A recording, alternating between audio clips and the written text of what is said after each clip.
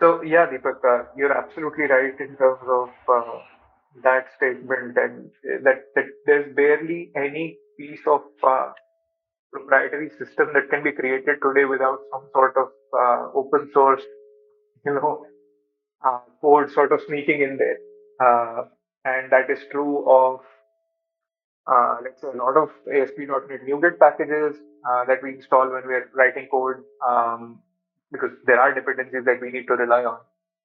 It's for something, let's say, something as basic as time zone conversion, something as basic as string parsing. The list goes on and on. Um, Something as basic as that to, let's say, payment processing integration. Everything between this vast, set of things that we need to do on the code side would rely on a lot of open source technology, NuGet packages, NPM packages on the JavaScript side, um,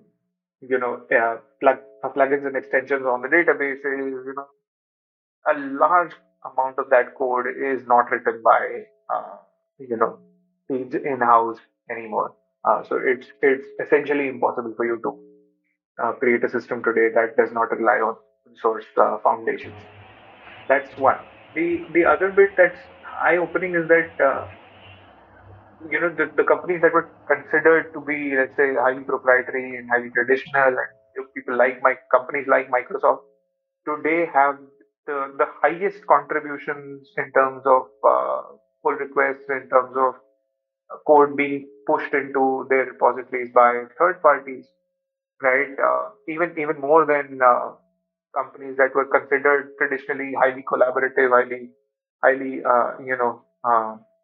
highly mature in terms of adapting to ecosystems like Google, etc. Right? So today, and GitHub is owned by Microsoft today to a large extent because of their because of their commitment towards open source and other things. So yeah, very difficult. You're absolutely right. It's very difficult today to write any proprietary piece of software that's completely proprietary. You just cannot do it. It's virtually impossible.